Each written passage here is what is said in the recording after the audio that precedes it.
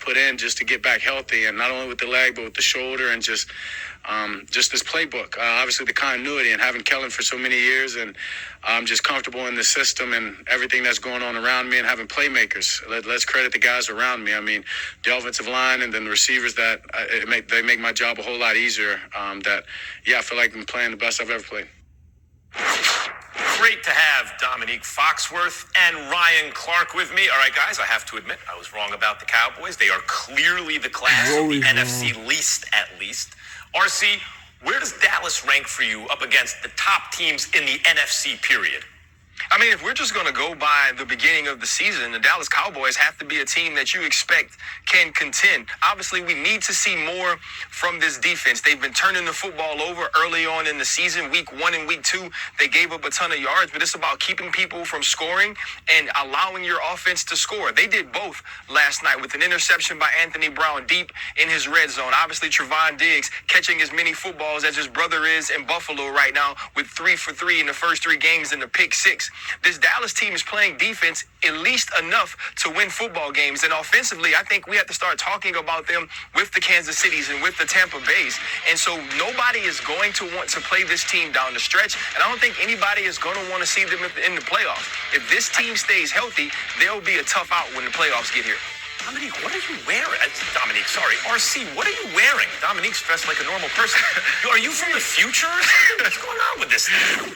Hey, Max, listen, man. Not all of us have to be so bland as we just wear a black shirt, or a black suit, or a blue suit, or a gray suit. This is obviously the shirt that goes under my suit, or honestly the shirt that goes under my suit, and I just haven't buckled the top. You know what I mean? Because I feel like I'm on this just in. My dog got on his pink cocktail coat.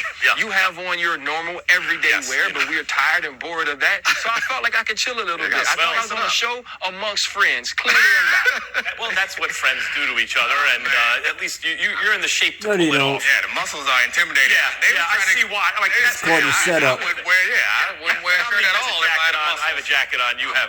I'm done working out for free. I don't know if y'all gonna be friends. First of all, I'm excited. They've been trying to keep me and my man RC apart. I'm happy to be on here with him. But we didn't talk much about the defense. Enough about the defense. The offense is great. We expected it. But the thing that I see about the defense that is impressive, RC's right. They're turning the ball over a lot, which is nice, but sometimes that's not reliable. You need to get stops. But more impressive than any of that is they're running to the ball and they are playing hard. That was the major criticism of them last year, was people felt like they weren't playing hard, in part because maybe they were thinking too much. But they know what they're doing. They're keeping it simple right now. They're running to the ball and hitting and looking like they're having a good time. So you know what I love that Neek just did? First, he's talking about regression to the mean, basically. So just to cover the nerd tracks, you say, you know what? They're playing hard. That's what I like. Just in case you get burned on a regression. You got to touch everybody. The nerds need some. Friends. And the potato chip eaters want a little something. There is a little cause for concern with Dallas, though, because for the second week in a row, Mike McCarthy's facing criticism for his clock management after he failed to call a timeout late in the first half after his defense came up with a third down stop. Here's how Peyton and Eli saw it. Dallas needs to call timeout.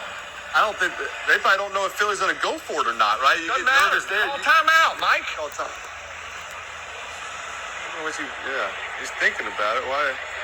Is someone in his ear? Does he have like the clock management guy saying, hey, we can't call it here? It's not. Well, last week they couldn't see the clock with the Chargers. They couldn't even see the clock, so maybe tonight they can't see it either. They are playing at home, but I guess they're going to be happy with 20-7. Your reaction. Man, that's bad. It's bad because it's back-to-back weeks. He had clock management issues last week, and then he's going to come back with it this week. So, I don't understand his rationale. Maybe he was scared that they were going to score more points, but they were struggling to move the ball. His offense couldn't be stopped, so you want the ball back. But what makes it so bad, I talked about this earlier, is we had a defensive back when I was in Denver who used to hold all the time. He had 2 holding penalties in one game. The next week in practice, the coaches put boxing gloves on him. Like, you're not going to hold. So Mike McCarthy, last week, you struggled with managing the clock. All you should have been doing was timeout drills. That's all you needed to do, was just stand in front of a fake referee and just work on it. If that's what you need to work on, that's what you need to work on. Because right there it seems so obvious. Everyone that's understood. the issue is this. Mike McCarthy is the worst coach on the entire Dallas Cowboys staff. And I'm saying that, and I mean it. And here's why. He doesn't have to call plays because you have Kellen Moore. You don't have to call defensive plays because you have Dan Quinn. You also have Coach Fossil as a special teams coach. The only job you actually have is to clock manage. The job you have is to manage the stinking game. And he can't do that. The one failure we have seen from coaching and the Dallas Cowboys has been Mike McCarthy. Dan Quinn has gotten that defense better. Kellen Moore has done a great job of staying balanced. Mike McCarthy is the coach that's making mistakes. And honestly, he was bad last year, y'all. He was bad as he was being ushered out of Green Bay. And so Mike McCarthy may be the one thing that holds Dallas back from making any noise this season. And it is funny that he should be calling timeouts or he should be working on it. And it is funny that Peyton's on TV and he's ticked off about it. But it's not going to be funny if you're Dak and you're playing your butt off all season. And the reason you don't get an opportunity to compete for a championship is because your coach can't see your clock or doesn't know how to manage a clock. RC keeping it 100. I like to keep it 90. You want to give yourself a little wiggle room, but RC kept it a buck. I'll tell you what, this reminds me of Moneyball. You know, Billy Bean in the Oakland A's, where he just wanted to hire a manager who looked the part. It felt to me this hire. Right. Where the Joneses looking for a guy to look the part of a head coach. That's what I'm looking at his picture right now. Y'all couldn't have found a better picture of my man. That man does not look like a man I want to follow. That was just a bad picture. You cropped it wrong or something. You need to find something better. There was a dude that looked just like him on Lincoln.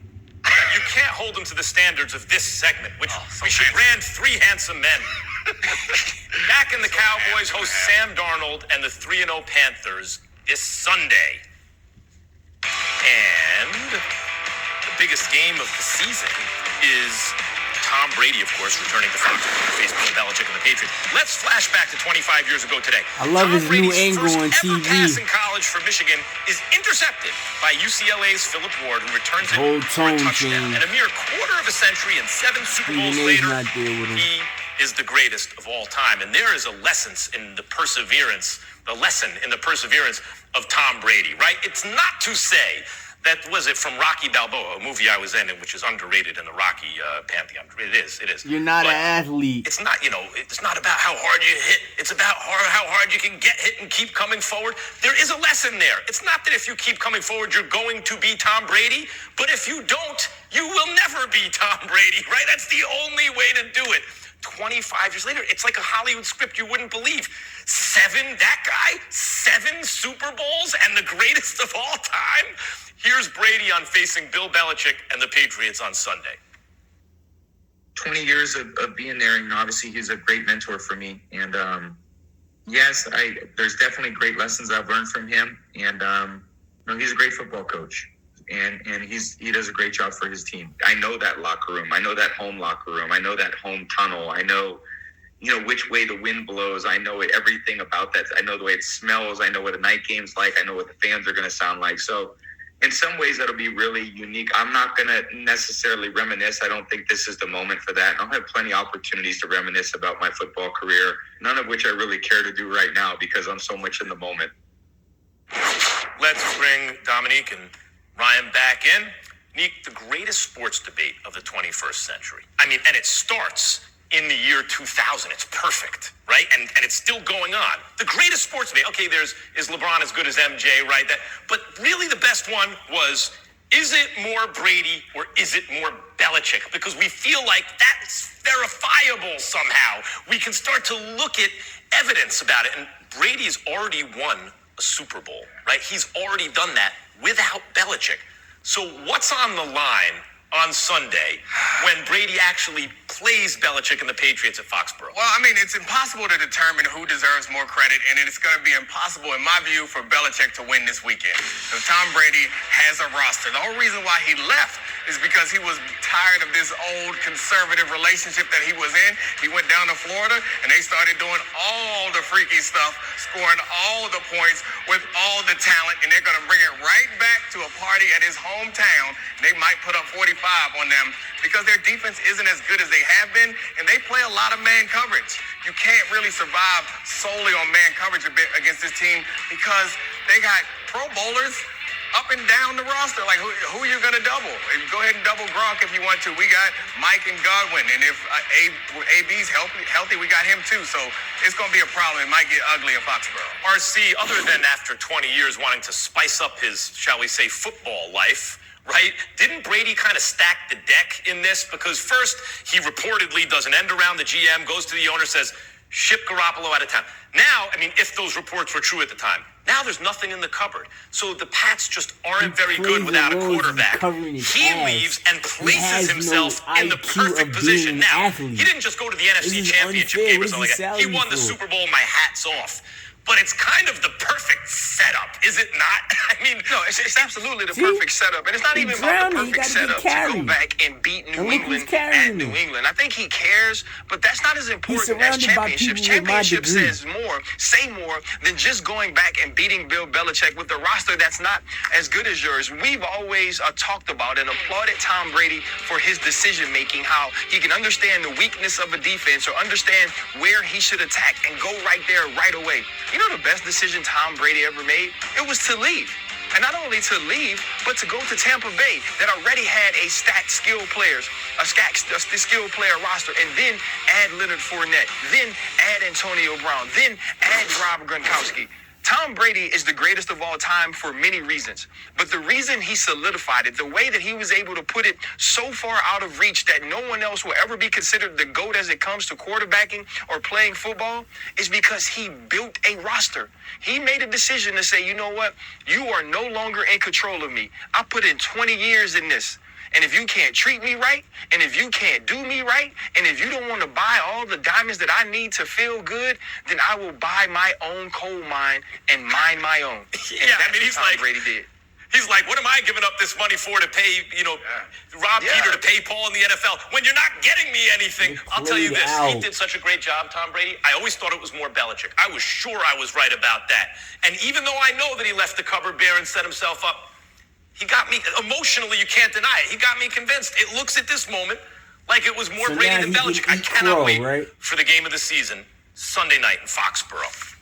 Coming up, one of the Bengals said the Steelers gave up on Sunday. We'll talk about whether there's any hope for Big Ben this week in Green Bay and for the rest of the season. I thought I was former done. Bama QB Greg McElroy breaks down the showdown Saturday in the SEC and whether Arkansas and Ole Miss rise up. There's no female head where you could be a magician. And now look at him. He's intimidated.